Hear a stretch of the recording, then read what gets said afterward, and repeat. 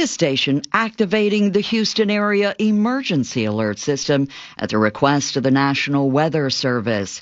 We have a severe thunderstorm warning for central Harris County in effect until 12:15.